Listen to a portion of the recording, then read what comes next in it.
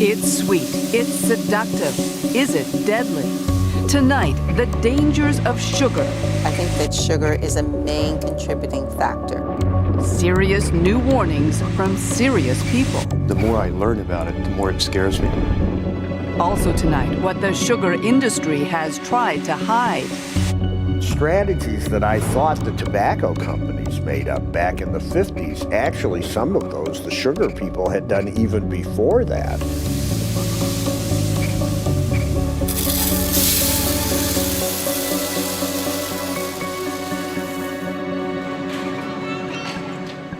When the Breeden family goes shopping, like most Canadians, they try to buy healthy.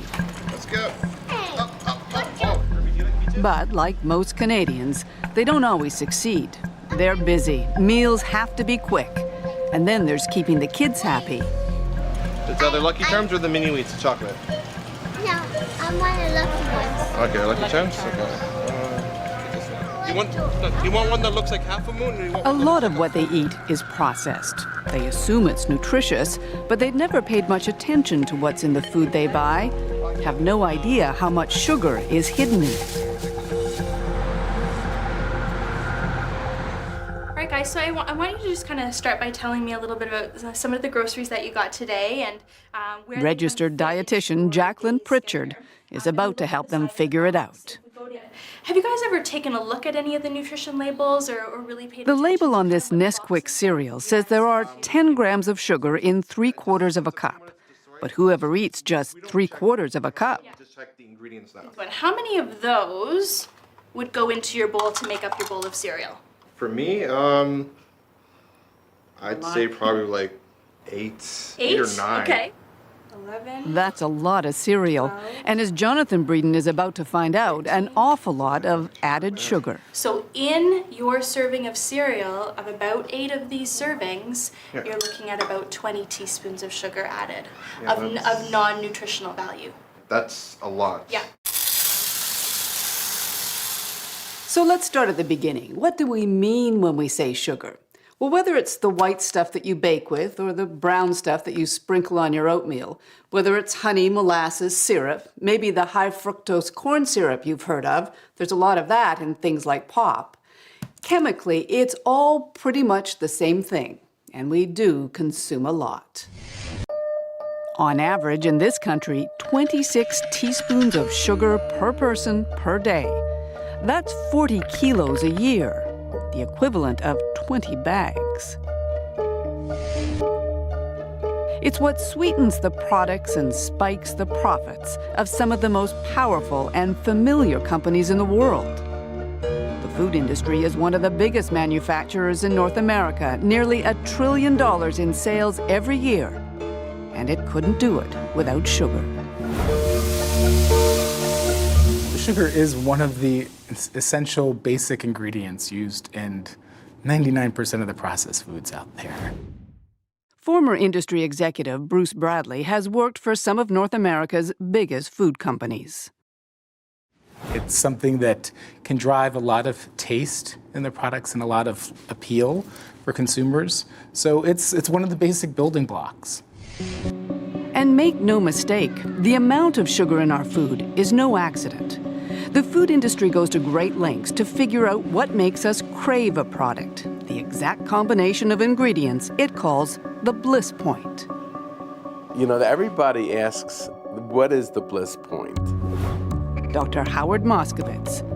He's a longtime food industry consultant known as Dr. Bliss. The best way I can do it is to give you an example. Do you drink coffee with sugar or with milk? With milk? So if you add more and more milk, you like it more and more, up to a certain point where you like it the most. And then add a little bit more milk and you say, oh, it's too milky, and my gosh. And add a lot more milk and it's horrid. So it's Goldilocks. It's the middle, it's the best one. It's the level where you like that product the most. A Harvard-trained mathematician, Moskowitz uses models to test people's reactions to different versions of a product. Once he's found the bliss point, the product hits the shelves. From soda pop to spaghetti sauce, his magic makes money. Everybody wants to sell just a bit more. How do you get that immediate increase in acceptance? Those in the know realize you can add a little sugar. A little. The first thing to know is that 4 grams of sugar is 1 teaspoon. So with that in mind, let's look at some products. It's no surprise Coca-Cola has a lot of sugar. 40 grams a can, that's 10 teaspoons. But much of the sugar we eat is hidden in foods we don't necessarily think of as sweet. This oatmeal, 3 3/4 teaspoons of sugar a bowl. This vanilla-flavored yogurt, nearly 5 teaspoons in just half a cup. You can find sugar added to bread, soup, all kinds of condiments, hot dogs.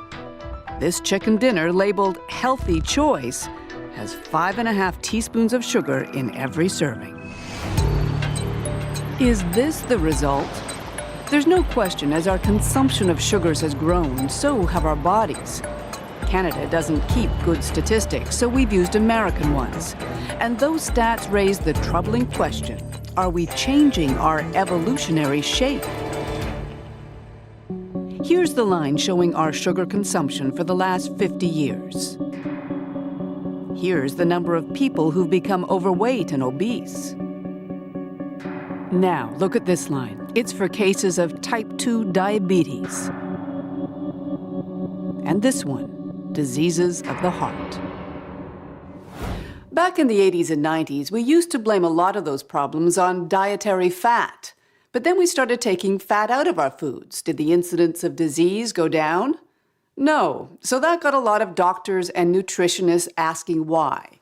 The answer, according to an increasingly vocal group, is sugar. Which was worse, the sugar or the fat?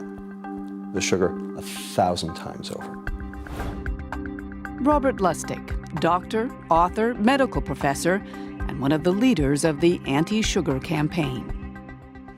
The fact is, our food supply has been altered and adulterated under our very noses and in plain sight over the past 30 years.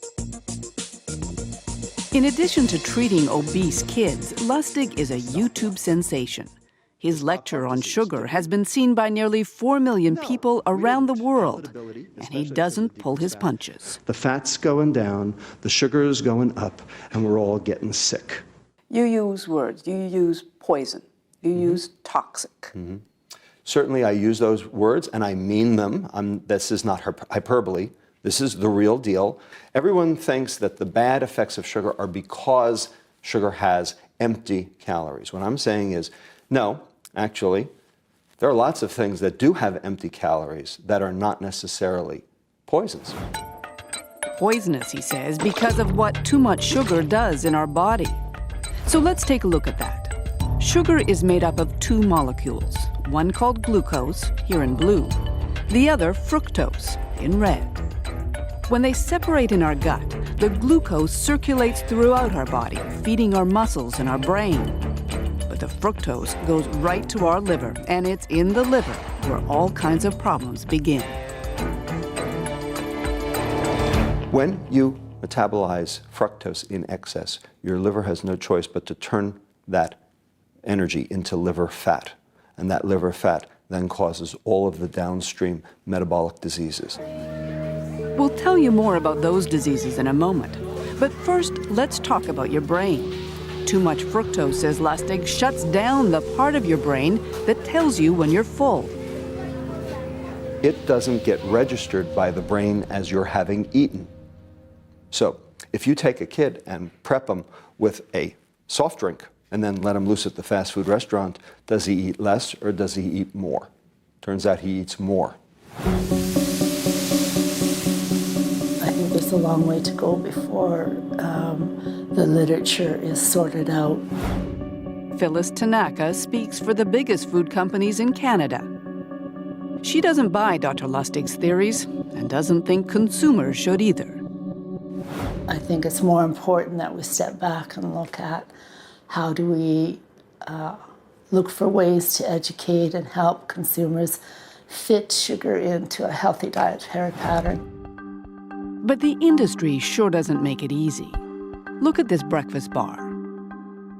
There's sugar near the top of the ingredient list, but there's 4 more sweeteners. Would you know that chemically they're all the same? Then there's this tomato soup. Who knew it would have added sugars too?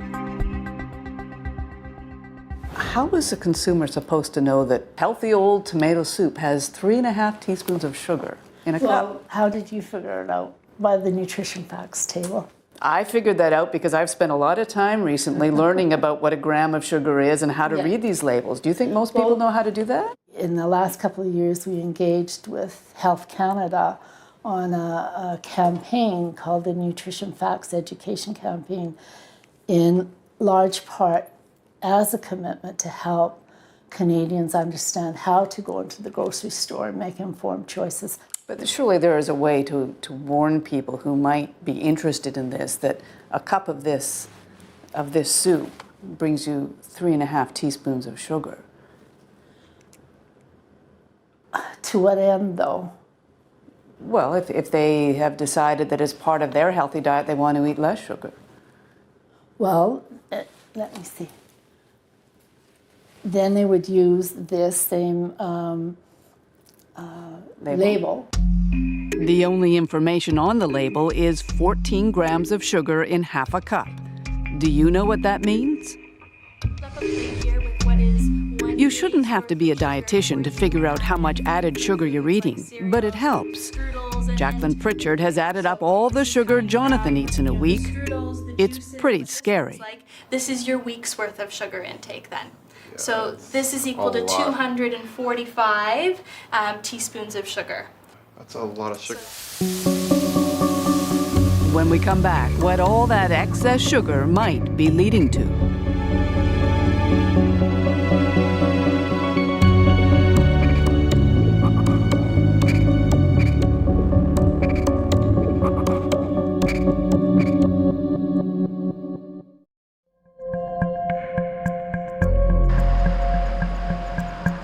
At 2 grams of sugar. For that. Having discovered just how much sugar is in their food, the Breeden family is on a purge. Okay, the Kraft Zesty Italian has the 1 gram of sugar in this one. They're still surprised at the kinds of products that contain sugar. But they're also determined. All of it, out it goes. Of course, they still have to eat. So to help them learn about life beyond processed foods, we've made them a deal. For 3 weeks, we'll provide all of their meals professionally made without any added sugar. They'll stick to the diet and submit to medical tests. Lucky Charms ain't so lucky anymore.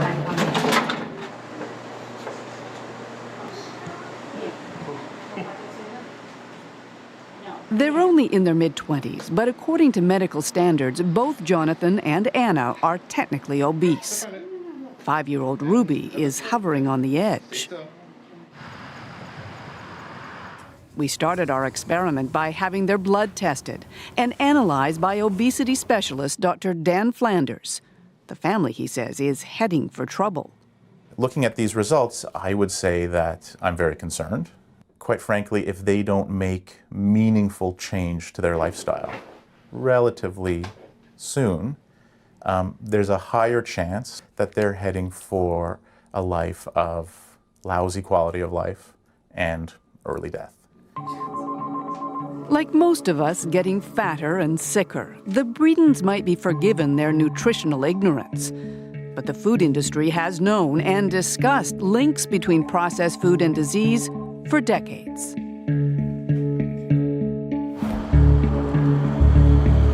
It was Minneapolis, 1999. Obesity was only an emerging problem back then when the heads of America's biggest food companies arrived for a rare meeting.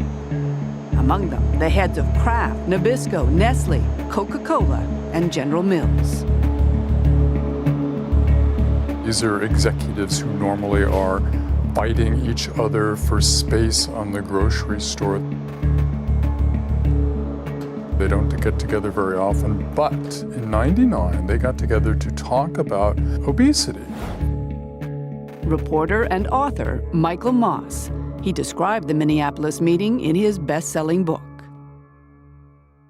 And they had been pulled together by a cabal of insiders within the industry who had increasingly become concerned about both the industry's responsibility for and culpability for being blamed for obesity.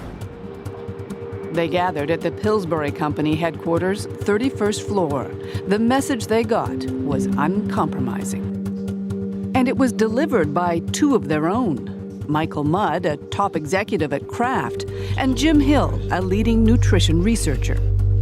In a slide presentation obtained by the Fifth Estate, the two men gave it to the bosses straight. A national epidemic. There were too many warnings, Mudd told them, before drawing a parallel designed to make them uncomfortable. Tobacco companies had recently settled a massive lawsuit in face of evidence their product caused disease. Did the food industry, he asked, want to be next?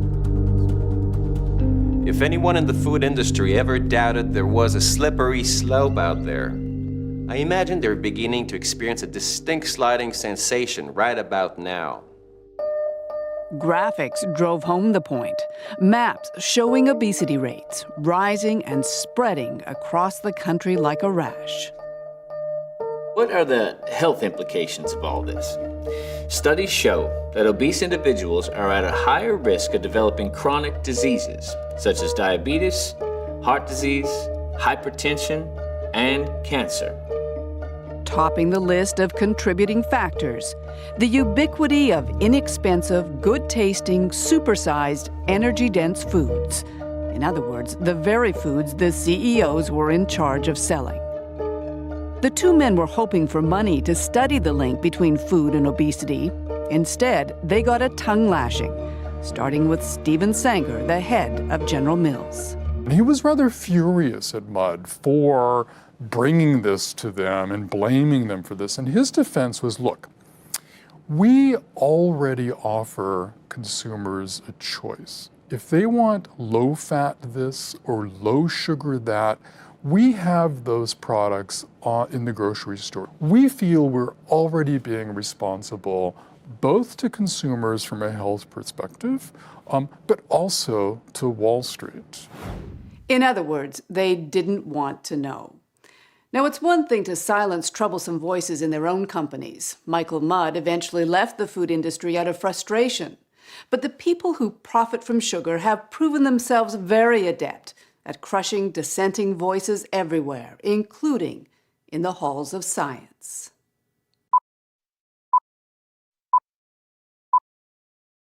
In front of us, day by day, are increasingly more and more very tempting foods. His name was John Yudkin, a British nutritionist who in 1972 wrote a book the sugar industry did not like.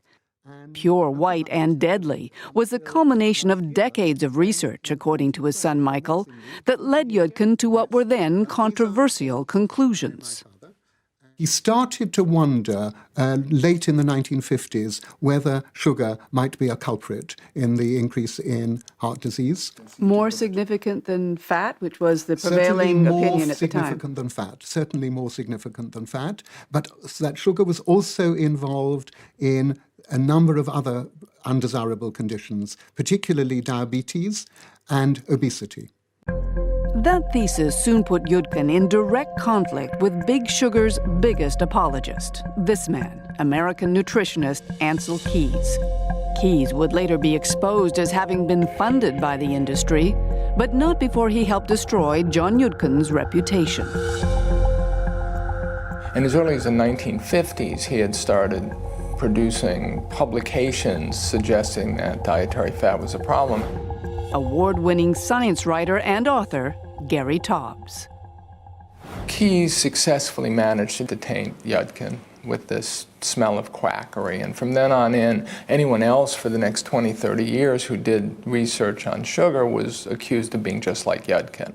There was a systematic campaign to discredit or ignore his work. Because of the actions of the sugar industry in the 70s, virtually no research was funded. You know, this idea that if you study sugar, you're just like Yudkin and he was a quack. But that's remarkable. I mean, what you're saying, scientific investigation into the link between sugar and disease ground to a halt? It ground to a halt. When we return, the science is back. What happens when you take healthy students and feed them too much sugar?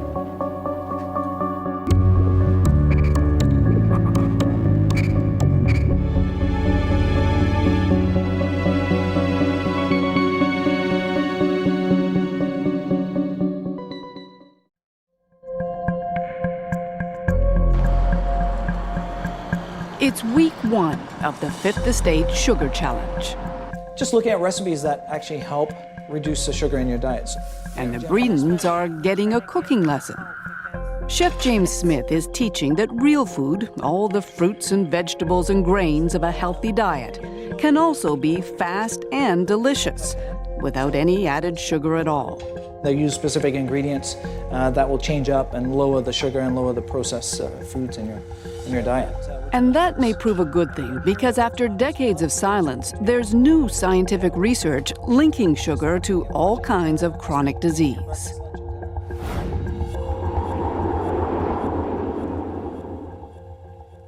Jonathan's blood work suggests he may be on the verge of getting one. Dr. Dan Flanders.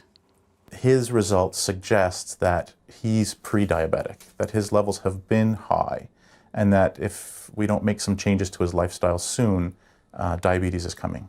Today in North America, it's estimated more than 100 million people are diabetic or pre-diabetic. Dr. Robert Lustig is quite sure he knows why.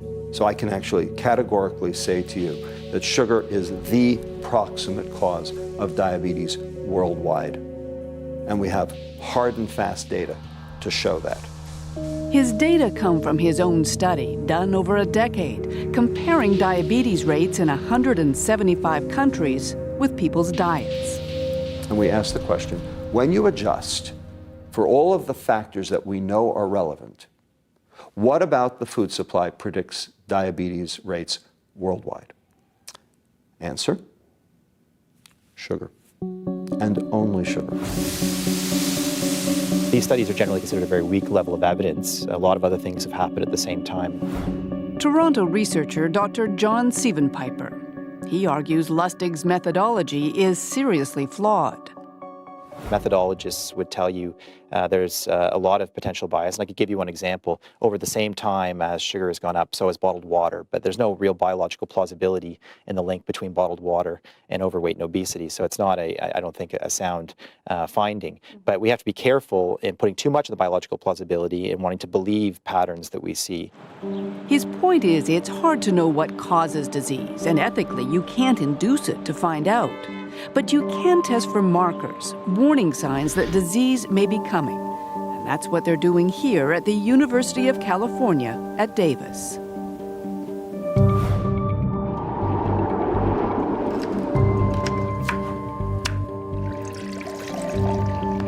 In this lab, students are the guinea pigs.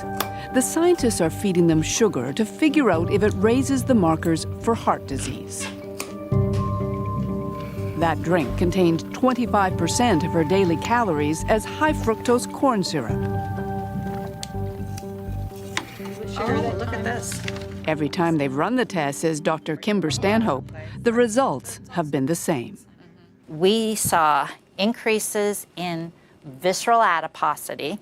That means that's the fat within the abdominal region. This is the fat surrounding the liver and the intestines and the kidney.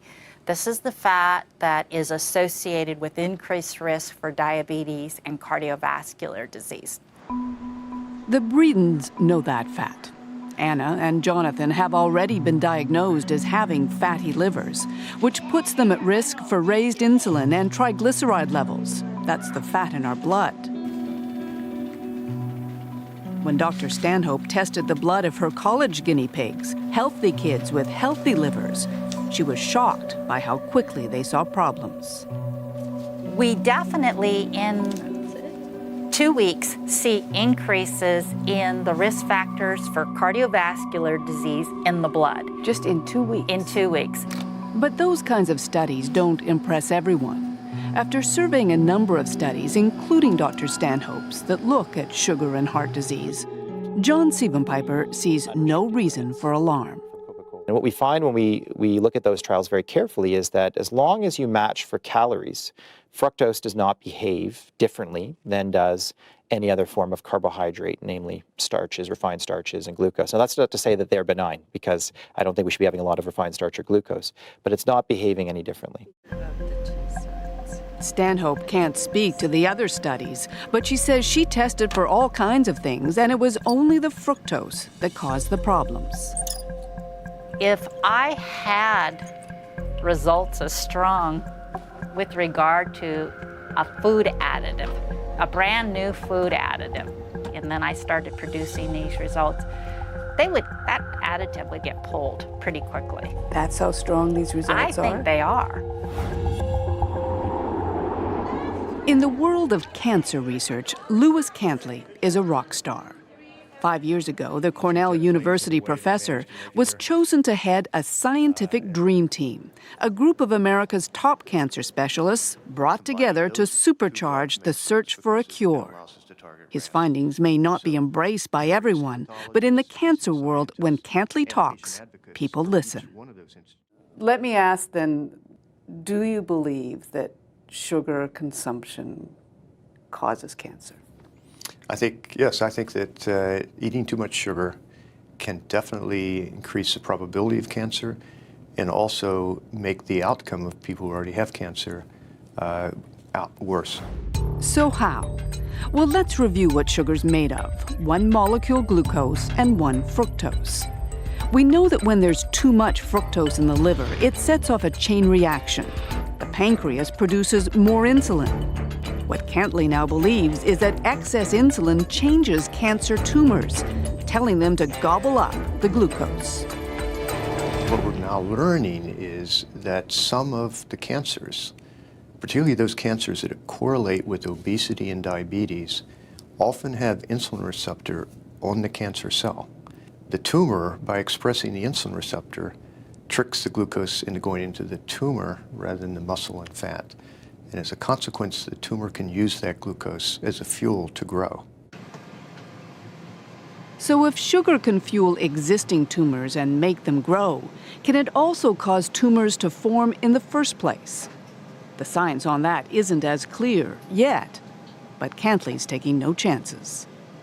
It scares me, yes. I think if definitely, for example, I'll eat fruit. Fruit has sugar in it, obviously. But if I can avoid any sugar at all in any drinks that I drink or foods, I try to avoid processed foods because it's hard to find one that doesn't have sugar in it. I certainly avoid sugar when I can.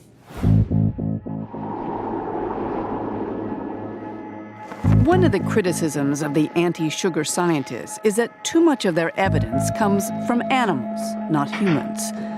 That said, here at Brown University in Rhode Island, they're doing studies they think should make a lot of humans nervous. This rat is perfectly healthy. Put him in a vat of water and he finds his way to safety every time. 5.2. Now, look at this guy. What he's been eating is the equivalent of a North American diet, complete with all the fats and sugars we regularly consume. He doesn't know where to go. His brain has been damaged. These rats were totally normal, and then they turned into demented animals. They don't remember their learning after even a day. And as the challenge gets harder and harder, they fail more and more, just like a human with Alzheimer's disease. 36.2. In this lab, the belief now is that Alzheimer's is really diabetes of the brain, linked to insulin levels, which can be affected by too much sugar. Professor Suzanne Delamonte. Insulin resistance, we now know, can occur in any organ. It can occur in the muscles, that's what diabetes is. It can occur in the liver, that causes fatty liver disease. It can occur in the ovaries, that's polycystic ovary disease. And it can occur in the brain, and we think that's Alzheimer's. Now, it's important to remember that none of this research represents the scientific mainstream. The case against sugar has not been proven. Associations on both sides of the border for Alzheimer's, cancer, diabetes, including Health Canada and the FDA, they all know about this research, and yet none of them is warning about links between sugar and disease. But there is one important group that is raising the alarm. The American Heart Association now recommends that people cut back on added sugar dramatically. Women should have no more than 6 teaspoons a day, men 9. Don't forget the total sugar intake in this country per person is 26 teaspoons a day. And yet, the Canadian food industry remains unimpressed. We've talked to people who are quite convinced that there is a relationship, a correlation between sugar and diabetes and heart disease, cancer, dementia. What happens if those people are right? At this point in time, I'm comfortable saying that the science just isn't there to support a role in chronic disease. When we come back, government goes on the attack. If your kids drink 1 bottle of soda a day, they're eating the equivalent of 50 pounds of sugar a year. The equivalent of 50 pounds of sugar from just 1 soda a day. And Big Sugar strikes back. Everywhere you turn, somebody is telling us what we can't eat.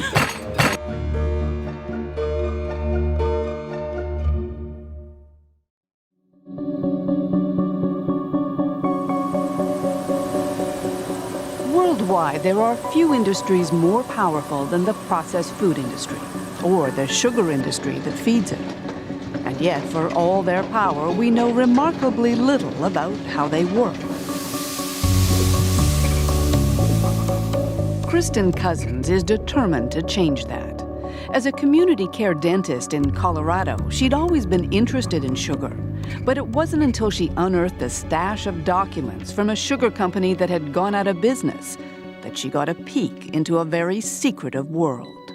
The first folder that I pulled out opened up to a memo, the blue letterhead of the Sugar Association, and it had the word confidential underneath the letterhead. And I just looked at that and oh my God, what have I found?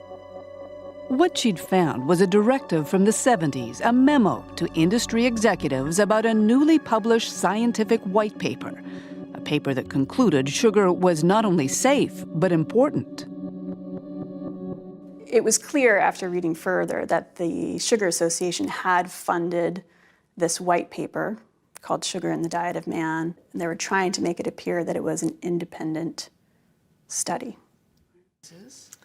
Among the more than 1,500 pages she uncovered, there were some Canadian ones too.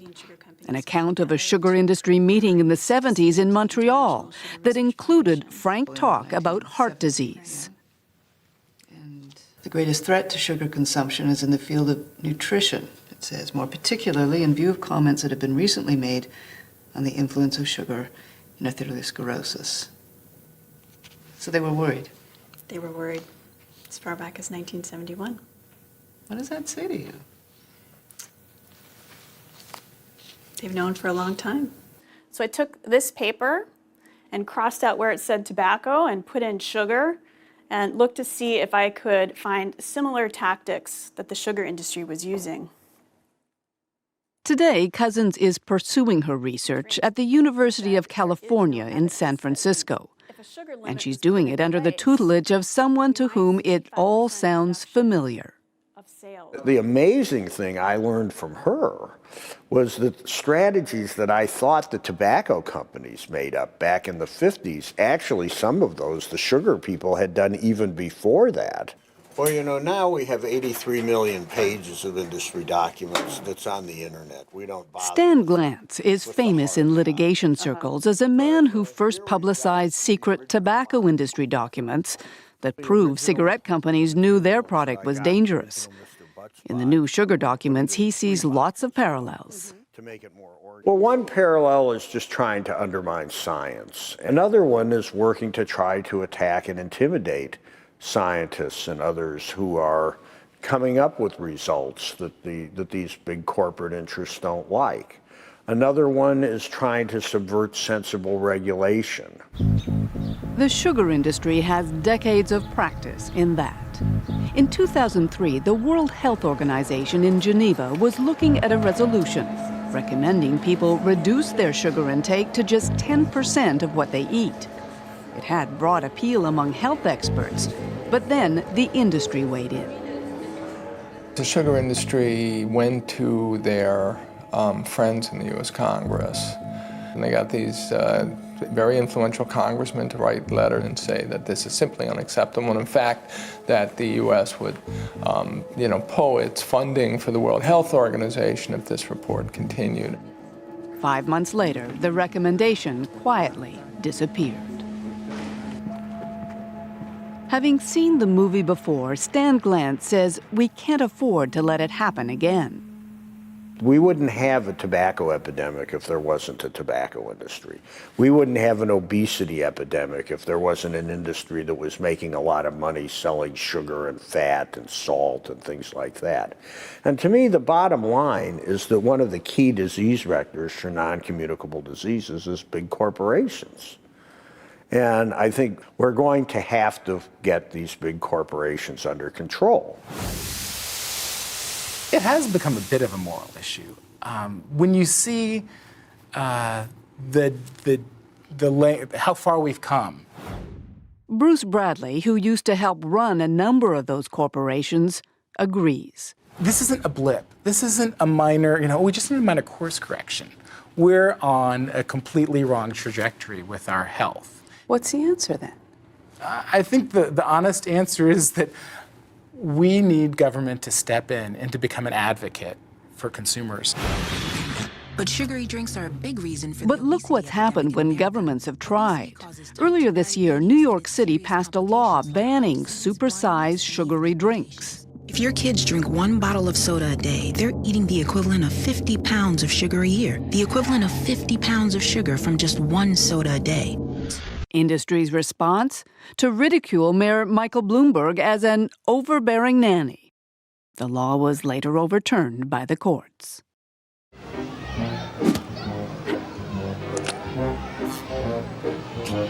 Everywhere you turn, somebody is telling us what we can't eat. But advocates keep on trying. 2 weeks ago in Washington, congressmen calling on the government to help consumers by demanding better labels. At the very least, recommending a daily limit for how much sugar is safe. In Canada and the US, those limits exist for other ingredients like fat and sodium. Manufacturers must say what percentage of the recommended daily limit their product contains. But next to sugar, nothing. Would your association, representing the big food manufacturers in this country, would they accept an upper limit of how much sugar Canadians should be eating? That's kind of hypothetical because people are putting on the table saying this is one way to, if you want to curb the amount of sugar people are eating, this is one way to start doing that. I think the industry actually has responded to the need for a diverse supply of foods out in the retail marketplace.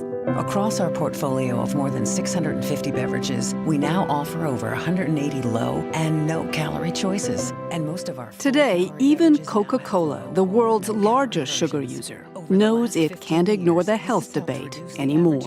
We'd like people to come together on something that concerns all of us: obesity. Coca-Cola and everything. But the bottom line hasn't changed. If you're getting sick from what you eat, it's your fault. For people to blame the consumer, to blame the victim in all of this, just as the tobacco companies blame the 12-year-olds they go out and addict, it's just not fair because people aren't given the information that they need if they're trying to make a good choice. As with tobacco, at some point it will all come down to lives and to dollars. The reckoning, warns Dr. Lustig, is coming. The bottom line, there will be no money left by the year 2026 for anything else because diabetes will have chewed through all of the healthcare dollars.